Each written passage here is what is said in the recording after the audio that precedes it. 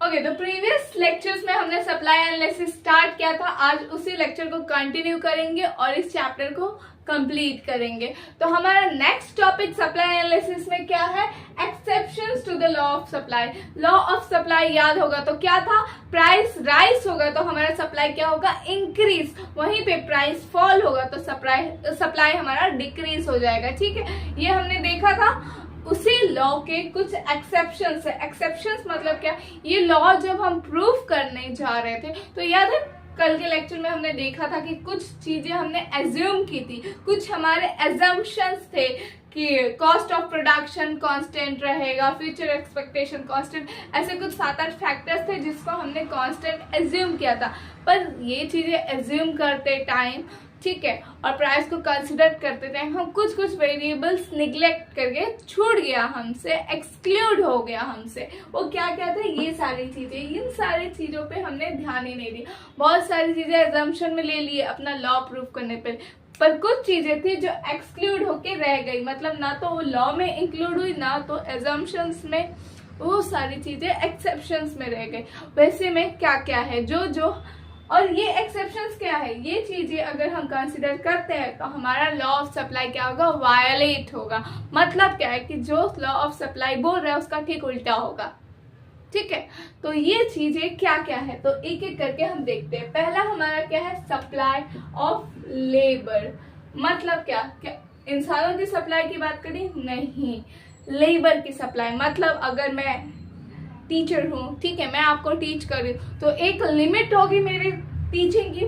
ऐसा तो है नहीं 24 आवर्स में कंटिन्यू टीचिंग कर रही हूँ। एक होगा लिमिट की मैं कंटिन्यू 3 to 4 आवर्स तक आप लोग को टीच कर सकती हूँ। पर एक टाइम होगा कि आप कितना भी मुझे बोलो, कितना भी मुझे रिक्वेस्ट करो या कितना भी मुझे पे करने के लिए रेडी हो जाओ कि मैं आपको इतने करोड़ दूंगा, इतने पैसे दूंगा, ये वो, फिर भी मैं क्या बोलूंगी? नहीं, इससे ज्यादा तो मैं टीच नहीं कर पाऊंगी। हर एक पर्सन का अपना अपना प्रोडक्शन के लिए कुछ आवर्स होते हैं, वर्किंग आवर्स होते हैं। ठीक है, आप उससे ज्यादा चाहो तो भी नहीं कर सकते, because we are not machines. हम क्या ह्यूमंस है। ठीक है, हमारी एक कैपेसिटी होती है कि इतने तक हम लोग कर सकते हैं, उसके बाद तो नहीं। आप कुछ भी कर लो, इससे ज्यादा नहीं हो पाएगा। फॉर एग्जाम्पल अगर मैं टीचिंग का ही एग्जाम्पल ले रही हूँ तो 7 आवर्स मैक्स टू मैक्स मैं कितना टीच कर सकती हूँ? 7 आवर्स। फिर उसके बाद अगर आप फोर्स भी करो या कुछ भी रिक्वेस्ट भी करो या पे भी मुझे हाई करने के लिए रेडी हो, फिर भी एक टाइम पे तो मेरे गले को रेस्ट चाहिए होगा, मेरे बॉडी को रेस्ट चाहिए होगा। उससे ज्यादा मैं अपने आप को टॉर्चर नहीं कर सकती, उससे ज्यादा मैं टीच नहीं कर सकती। मेरी आवाज मेरा साथ नहीं देगी या मेरा कैपेसिटी क्या हो जाएगा? लिमिट उसका खत्म हो जाएगा। ठीक है, जैसे 7 आवर्स कंप्लीट हो गए, ठीक, 3 to 4 hours maximum, up to 3 to 4 hours मैं लेक्चर ले रही हूँ। ठीक है, ऐसा एज्यूम करते हैं। बट कभी अर्जेंसी आया तो मुझे बोले कि ज्यादा पे करने के लिए हम रेडी है, आप इतने आवर्स तक लेक्चर ले।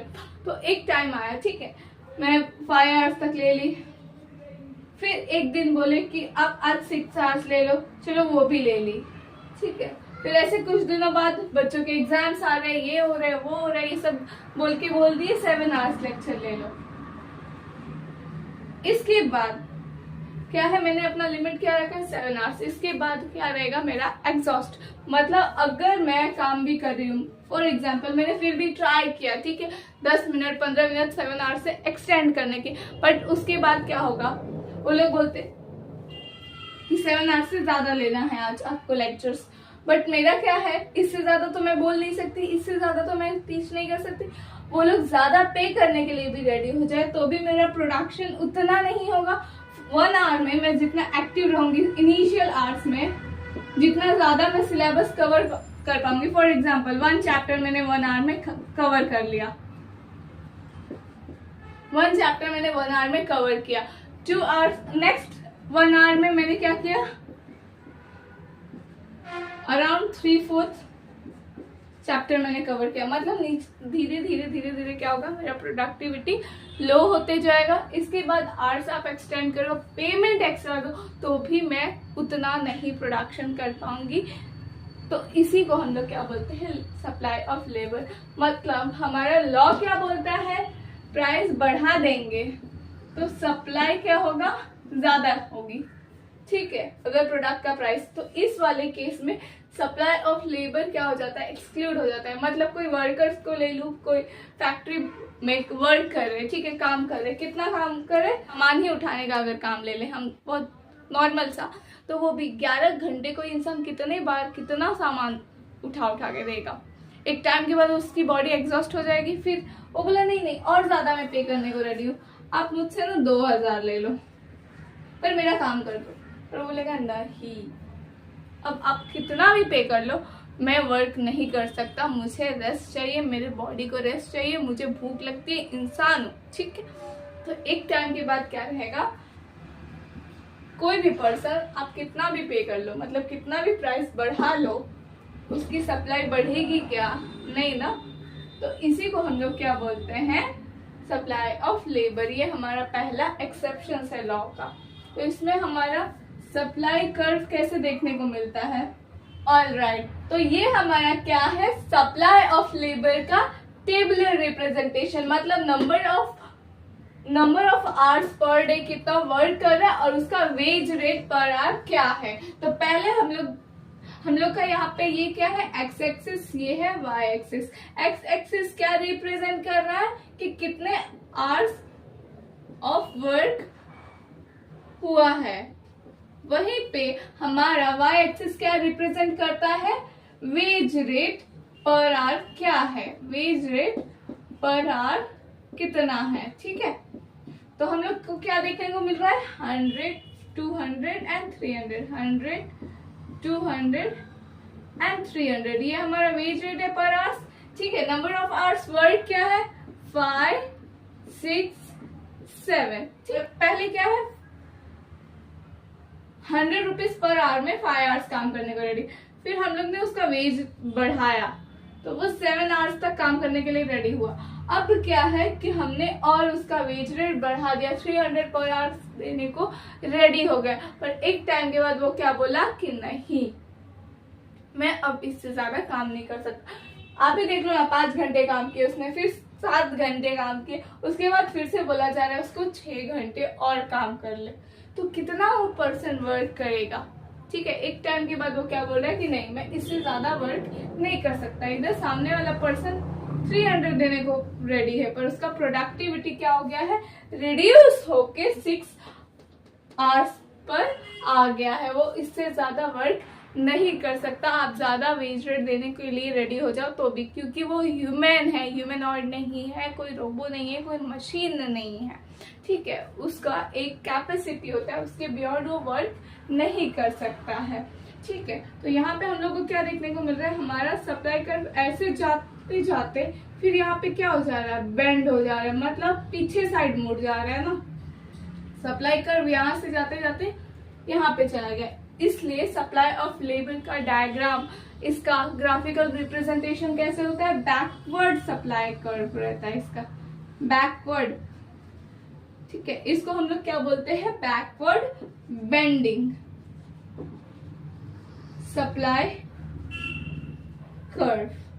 ये हमारा क्या है, एक्सेप्शन ऑफ सप्लाई में पहला एक्सेप्शन, जिसमें हमारा सप्लाई कर्व कैसा देखने को मिलता है, बैकवर्ड बेंडिंग। मतलब एक टाइम तक सीधा सीधा जाता है, फिर वो क्या होता है, बैकवर्ड साइड बेंड कर जाता है। तो ये है हमारा सप्लाई कर्व, जो कि एक्सेप्शन ऑफ सप्लाई का पहला एक्सेप्शन है। ठीक है, इतना समझ में आया। फिर बढ़ते हैं नेक्स्ट एक्सेप्शन पे। नेक्स्ट एक्सेप्शन क्या है हमारा, एग्रीकल्चर गुड्स। मतलब क्या है, एग्रीकल्चर गुड्स का हम लोग प्राइस बढ़ा देंगे तो सप्लाई कम हो जाएगा। सप्लाई कम या ज्यादा होगा वो बात की बात है, आप कितना भी पे कर लो। फॉर एग्जाम्पल, इस साल मैंने मेरे खेत में, मतलब मेरे फार्म में 20 kgs ऑफ राइस प्रोड्यूस किया। ठीक है, सामने से ऑर्डर आया 30 kg राइस, तो मेरे पास स्टॉक था 4-5 किलो का, चलो उसको ऐड कर देती हूँ। तो कितना है 25 kg, मतलब मैक्सिमम मैं कितना सामने वाले को दे सकती हूँ 25 kg, बट सामने वाले का डिमांड कितना है 30 kg। मैं बोल रही 25 kg, वो बोलता है मेरे से ज्यादा ले लो, थोड़ा ज्यादा पैसे देने को मैं रेडी हूँ, मुझे 30 किलो ही चाहिए, तो मैं कहाँ से लाऊंगी। अब खेती में और वो सामान प्रोड्यूस होने में काफी मंथ लग जाते हैं, आप लोग को इतना तो पता ही होगा। राइस हो, व्हीट हो, कुछ भी प्रोड्यूस करने में मॉनसून पे डिपेंड होता है, कभी अच्छा हुआ तो अच्छी फसल भी होगी, खराब भी हो सकती है, और कितना टाइम लगेगा, ठीक है। तो अब लास्ट मोमेंट पे कोई बोलेगा कितना भी पे करने को रेडी हो जाएगा, तो क्या हमारा प्रोडक्शन अपने आप बढ़ जाएगा क्या? मशीन में तो बनाना नहीं है, करेक्ट, उसका एक प्रोसेस होता है, वो फॉलो करके होता है। तो एग्रीकल्चरल गुड्स अचानक से हम लोग अपने मर्जी के हिसाब से प्राइस बढ़ा देने से सप्लाई नहीं बढ़ जाएगा, ठीक है। तो ये भी हमारा क्या है, एक्सेप्शन है, एग्रीकल्चर गुड्स भी लॉ ऑफ सप्लाई के एक्सेप्शन। यहाँ पे भी प्राइस अगर बढ़ता है तो सप्लाई नहीं बढ़ सकता, ठीक है। जितना है स्टॉक उतना ही हम मैक्स टू मैक्स सप्लाई कर सकते हैं, उसके बियॉन्ड नहीं। नेक्स्ट क्या है, urgent need for cash. Example के लिए यही मान लो मेरा फार्म है, ठीक है, या मेरी कोई प्रॉपर्टी है, ठीक है, और मुझे मेरे घर में कोई इमरजेंसी सिचुएशन आ गई जिसके लिए मुझे पैसों की जरूरत है, तो मैं क्या वेट करूंगी कि इस फार्म का रेट बढ़े तब जाके बेचूंगी?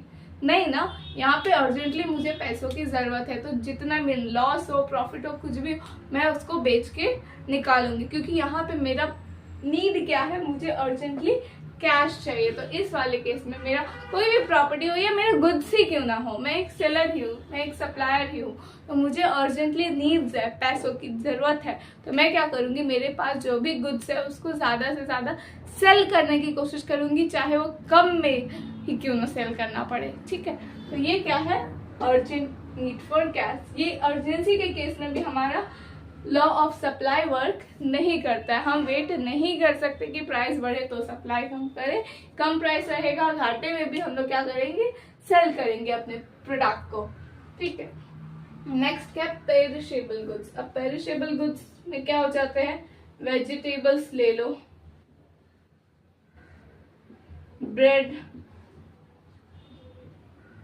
मिल्क, ये सारे प्रोडक्ट क्या है, पेरिशेबल है, मतलब अभी के अभी एक दो दिन के अंदर जब भी प्रोड्यूस हुए कुछ दिनों के अंदर नहीं सेल किया गया तो खराब हो जाएंगे, जितने की लागत है उतने में भी नहीं बिकेगा इवन, तो घाटा तो वैसे भी सहना पड़ जाएगा। तो क्या किया जाएगा, जो भी रेट चल रहा है चाहे कम से कम, मार्केट वगैरह अगर आप लोग गए होंगे तो आप लोग देखे रहोगे स्टार्टिंग में क्या वो लोग ज्यादा रेट पे अपने वेजिटेबल्स बेचते हैं, सेल करते हैं, फिर एक टाइम आता है, मतलब 3-4 घंटे हो गया, मार्केट बंद करने का समय, तो बहुत कम रेट में भी वो लोग देके कोशिश करते हैं कि बिक जाए, क्यों, ताकि उनको अब जो बच गया है वो रखेंगे तो खराब हो जाएगा, तो जितने का है उतना भी नहीं मिलेगा, ठीक है, ऐसे कुछ तो मिलेगा उनको सेल करके, ठीक है, कम ही मिलेगा बट मिलेगा तो सही।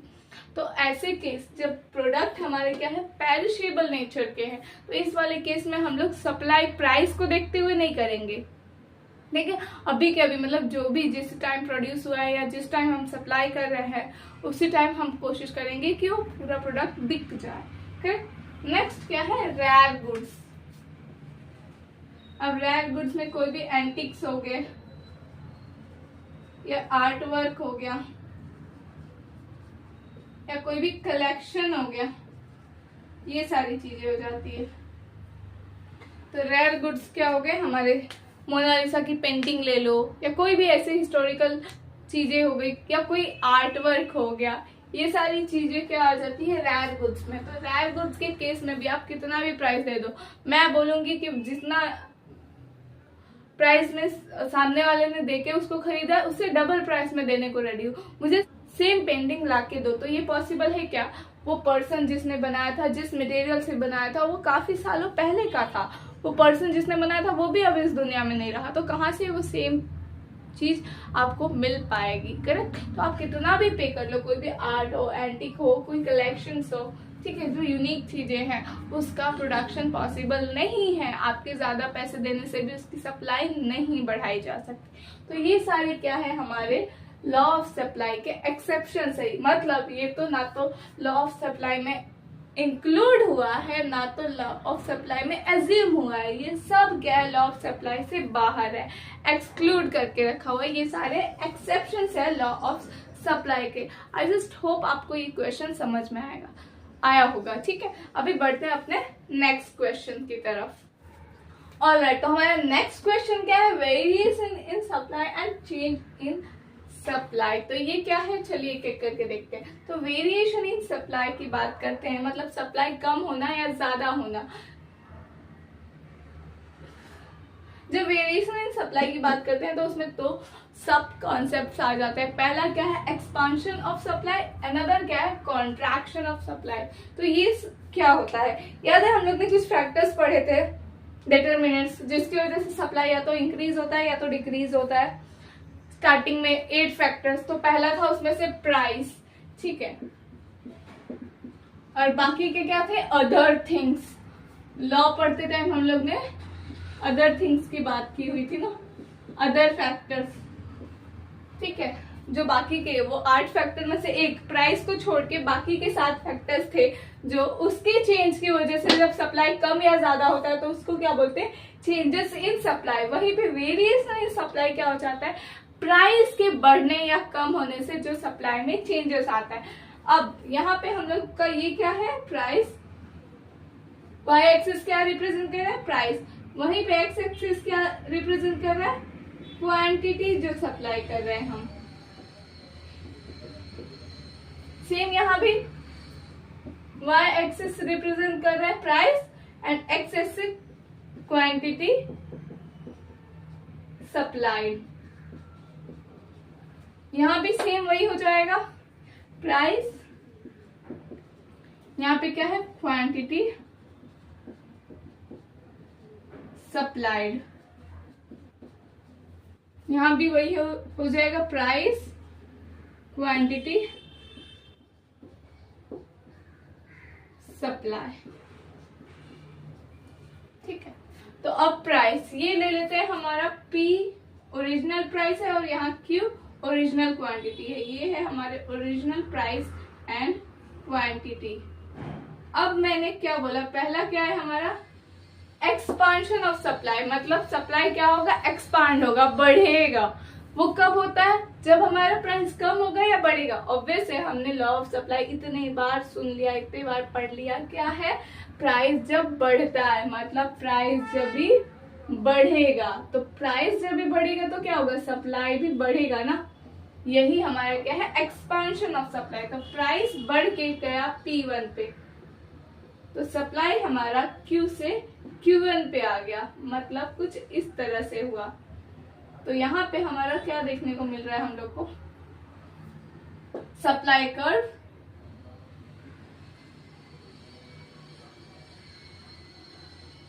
हमने देखा कि प्राइस हमारा P से P1 पे जाता है, तो हमारा क्वांटिटी सप्लाई क्या हो रहा है, Q से Q1 पे जा रहा है, मतलब प्राइस बढ़ रहा है तो सप्लाई भी बढ़ रहा है। तो हमारा सप्लाई S से कहाँ शिफ्ट हो गया, S से S1 पे चला गया, ठीक है। मतलब प्राइस इस साइड बढ़ा तो क्वांटिटी इस साइड बढ़ गया। वहीं पे कॉन्ट्रैक्शन ऑफ सप्लाई क्या हो जाएगा, प्राइस हमारा फॉल हो रहा है तो क्वांटिटी सप्लाइड भी क्या हो जाएगा, डिक्रीज हो जाएगा, फॉल हो जाएगा, कम हो जाएगा, ठीक है। तो ये हमारा क्या हो गया, कॉन्ट्रैक्शन इन सप्लाई। ये है P, ये ओरिजिनल Q, हमारा प्राइस क्या कर दे रहे हैं, कम कर देना, मतलब P से P1 नीचे आ गया, तो क्वांटिटी सप्लाइड भी Q से Q1 पे आ जाएगा, करेक्ट। ये अंदर साइड आ जाएगा, ये नीचे हो रहा है, तो ठीक है। तो हमारा सप्लाई कर्व क्या हो गया, S से S1 पे नीचे की तरफ शिफ्ट होते हुए हमको दिखाई देगा।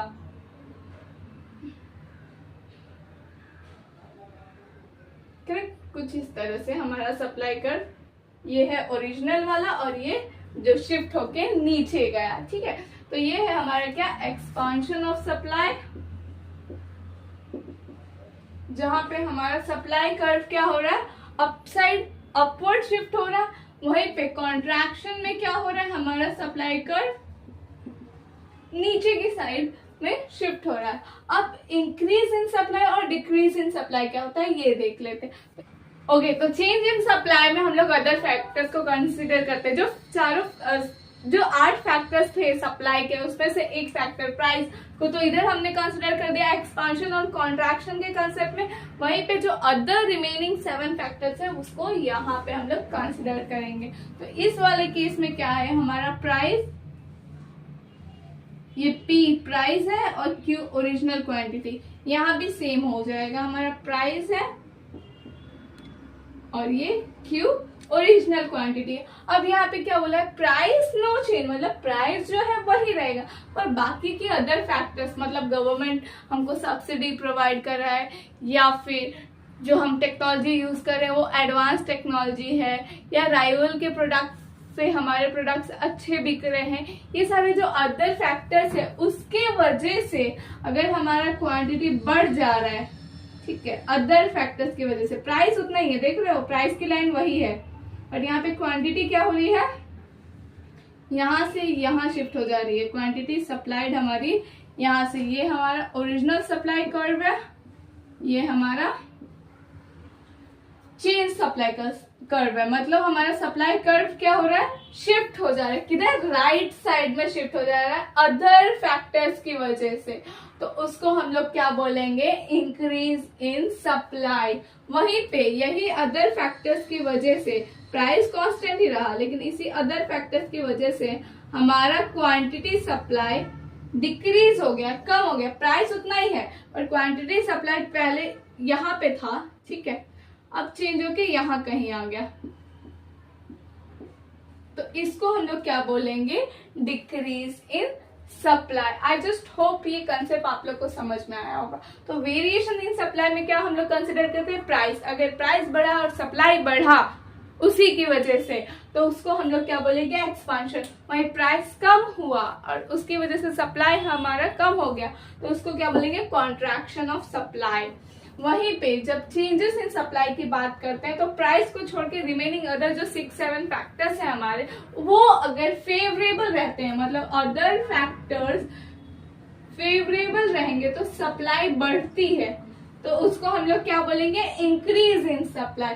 वहीं पे अदर फैक्टर्स अनफेवरेबल है, मतलब गवर्नमेंट ज्यादा टैक्स चार्ज कर रही है, राइवल के प्रोडक्ट्स ज्यादा बिक रहे हैं, ये सारे जो अदर फैक्टर है, ट्रांसपोर्टेशन, कम्युनिकेशन, ये सब का कॉस्ट बढ़ा हुआ, तो ये सब की वजह से जब हमारा सप्लाई डिक्रीज हो जाता है तो उसी को हम लोग डिक्रीज इन सप्लाई बोलते हैं। ये हमारे इंक्रीज इन सप्लाई का कर्व है और ये हमारे डिक्रीज इन सप्लाई का कर्व है। आई जस्ट होप ये पार्ट आप लोग को समझ में आया होगा, ठीक है। तो यहाँ पे मेजरली पार्ट सप्लाई का आपको कवर हो गया है यहाँ पे, बट कुछ कंसेप्ट रह गए हैं, उसमें से आ जाता है कॉस्ट और रिवेन्यू कंसेप्ट, वो अभी देख लेते हैं, फिर हमारा ये चैप्टर यहीं पे खत्म हो जाएगा।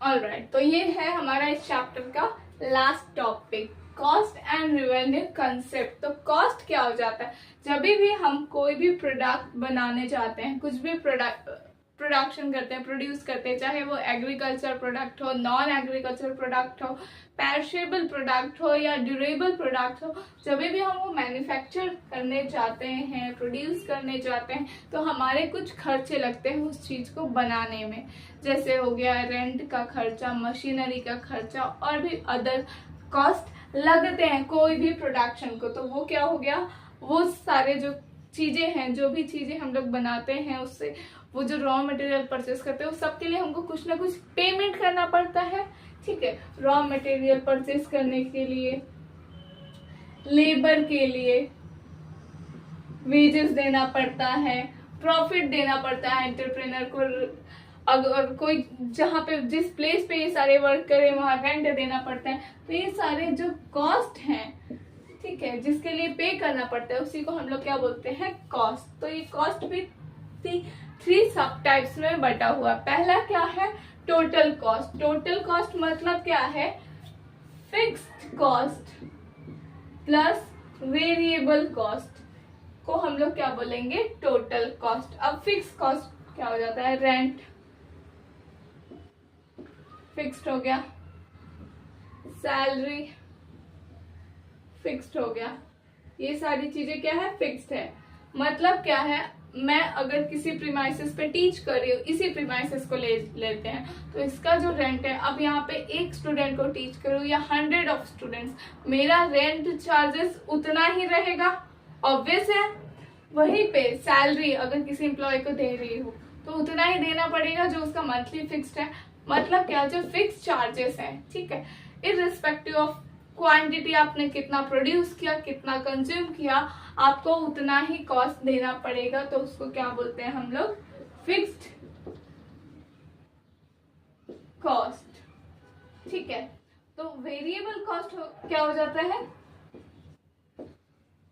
जो 1 यूनिट पर यूनिट जो कॉस्ट होता है। मतलब अगर एक मार्कर पेन बना रही हूँ तो एक मार्कर पेन इतना रॉ मटेरियल्स मुझे लगेंगे, मतलब ये प्लास्टिक लगेगा, ये इंक लगेगा, ये निप लगेगा, ये सारी चीजें क्या रहेगा, 1 मार्कर पेन के इतना लगेगा, ठीक है। या फिर जो 1 स्टूडेंट को टीच कर रही हूँ तो जितने देर उसको टीच कर रही हूँ उतने ही देर इलेक्ट्रिसिटी में यूज कर रही हूँ, ठीक है। तो ये क्या है, जैसे जैसे हम लोग प्रोडक्शन बढ़ाएंगे वैसे वैसे कॉस्ट बढ़ते जाता है। वही प्रोडक्शन कम रखेंगे तो कॉस्ट भी कम लगेगा। तो वो क्या होता है, वेरिएबल, मतलब कि जितना यूनिट प्रोड्यूस करे उस यूनिट पे डिपेंडेंट है। तो वो क्या हो गया हमारा वेरिएबल, जो कि चेंज होते रहता है, जो कि आउटपुट पे हमारा डिपेंड है कि कितना आउटपुट हम लोग जनरेट कर रहे हैं। तो उसको हम लोग क्या बोलते हैं, वेरिएबल। तो जब ये टोटल कॉस्ट, फिक्स कॉस्ट और टोटल वेरिएबल कॉस्ट को ऐड करेंगे तो जो आएगा उसको हम लोग क्या बोलते हैं, टोटल कॉस्ट, ठीक है। नेक्स्ट क्या है, एवरेज कॉस्ट। अब एवरेज कॉस्ट क्या हो गया, ये जो टोटल कॉस्ट है ना, इस टोटल कॉस्ट को लगा के हमने कितनी क्वांटिटी ऑफ गुड्स प्रोड्यूस की, कितना क्वांटिटी प्रोड्यूस किया। फॉर एग्जांपल 100 मार्कर पेन हमने प्रोड्यूस किया, उसको बनाने में खर्चा कितना लगा, 1000 लगा। कितने में, 100 पेन बनाने में, ठीक है। तो अब हमारा एवरेज कॉस्ट क्या हो जाएगा, total cost divide by total quantity जो प्रोड्यूस किए। तो टोटल कॉस्ट 1000 लगा और 100 हमने क्वांटिटी ऑफ पेन बनाया, तो ₹10 क्या हो जाएगा, एवरेज कॉस्ट। मतलब ऑन एन एवरेज एक पेन को बनाने में मुझे कितना रुपए लगेगा, 10 रुपए। ऊपर ज्यादा भी लग सकता है, कम भी, पर ऑन एन एवरेज हमको कितना लेके चलना पड़ेगा कि 10 रुपए। तो कल को जाके मार्केट में मुझे अगर बेचना है इसको तो 10 रुपए से ज्यादा मार्जिन रखनी पड़ेगी। मतलब अगर मैं सेल करने जा रही हूँ तो 10 से ज्यादा रुपए में मुझे ये पेन बेचना पड़ेगा, क्योंकि बनाने का कॉस्ट ही मेरा 10 रुपए है इसका। तो इस चीज में हमारा क्या है, एवरेज कॉस्ट कंसेप्ट हेल्प करता है कि हम लोग प्रोडक्ट का प्राइस डिटरमाइन कर सकें, ठीक है, कि कितने पे हमको सेल करना। तो ये रहा टोटल, ये क्या है एवरेज कॉस्ट। तो अब लास्ट नेक्स्ट क्या है, marginal cost. Marginal means additional unit अगर हम लोग प्रोड्यूस करते, मतलब अब 1000 क्या है, पेन बनाया मैंने, सामने वाले ने क्या बोला, मुझे 1010 पेन चाहिए, तो मुझे 10 पेन और एडिशनली बनाना पड़ेगा। उसका खर्चा कितना आएगा, 10 पेन का 10 रुपए पे लेते हैं तो हमारा खर्चा कितना एडिशनली बढ़ जाएगा, 10 रुपए एक पे, तो करीबन 100 रुपए बढ़ जाएगा, ठीक है। मतलब बनाने का खर्चा कितना हो जाएगा, सॉरी 100 पेन हमने बनाया था ना, ओके। तो 110 पेन की डिमांड आई और पहले कितने में बनाया था, 1000 में। अब और हम लोग 10 पेन बना रहे हैं तो एक पे 10, तो कितना 100 रुपए और लगेगा। मतलब अब हमारा टोटल कॉस्ट कितना हुआ, टोटल कॉस्ट हमारा कितना हुआ 1100। पहले वाला टोटल कॉस्ट कितना था, n माइनस टोटल कॉस्ट 11 पेन का कितना, सॉरी 110 पेन का कितना 1100, और पहले का कॉस्ट कितना था 1000। दोनों को माइनस करेंगे तो जो आएगा, मतलब जो एडिशनल यूनिट हमको प्रोड्यूस करने से जो एडिशनल कॉस्ट हमको इनकर करना पड़ा उसी को हम लोग क्या बोलेंगे, मार्जिनल कॉस्ट। मतलब एडिशनल यूनिट हम लोग प्रोड्यूस करते हैं तो एडिशनल कॉस्ट जो हमको बेयर करना पड़ता है उसी को हम लोग क्या बोलते हैं, मार्जिनल कॉस्ट। मतलब total cost n minus total cost n minus 1। मतलब पहले जितने क्वांटिटी प्रोड्यूस की थी जितने कॉस्ट में उसको माइनस कर दो, अब भी जितना कॉस्ट लगा है टोटल क्वांटिटी पे उससे, ठीक है। तो हमको एडिशनल मार्जिनल कॉस्ट यहाँ पे मिल जाएगा। यहाँ पे हमारे एग्जाम्पल में मार्जिनल कॉस्ट हमारा कितना है, 100 रुपीज, ठीक है।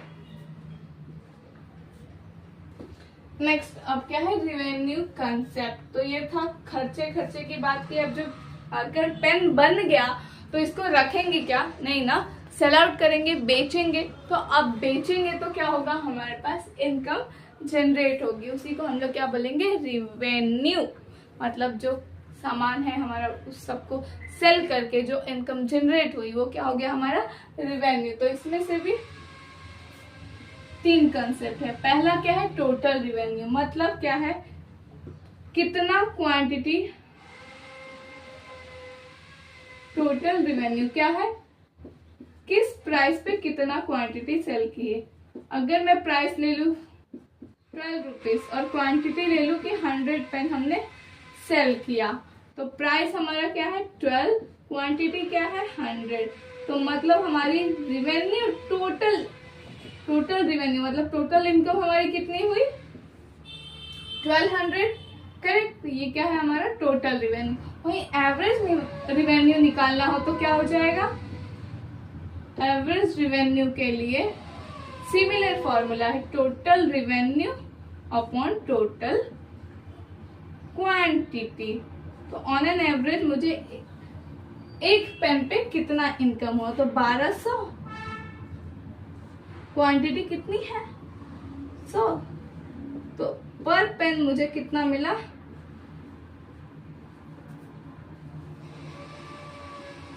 12 रुपीज। समझ में आया। तो ये है हमारा एवरेज रिवेन्यू। वहीं पे मार्जिनल रिवेन्यू क्या हो जाएगा, total revenue n minus total revenue n minus 1। मतलब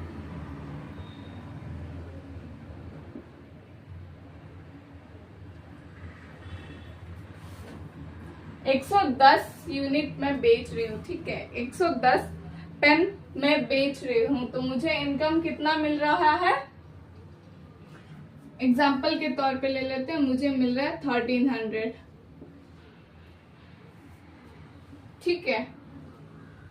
और पहले मुझे कितना मिल रहा था 1200। तो एडिशनल यूनिट सेल करने से मुझे एडिशनल रिवेन्यू, मार्जिनल रिवेन्यू कितने का हुआ, 100 रुपीज का। मतलब एडिशनल इनकम मुझे कितना हुआ, 100 रुपीज एडिशनल यूनिट सेल करने पर, ठीक है। तो ये था हमारा 3 revenue concept, total revenue, average revenue and marginal revenue. और कॉस्ट में भी 3 कॉस्ट थे, total cost, marginal cost, average cost, ठीक है। तो यहाँ पे हमारा ये particular chapter supply analysis complete होता है, ठीक।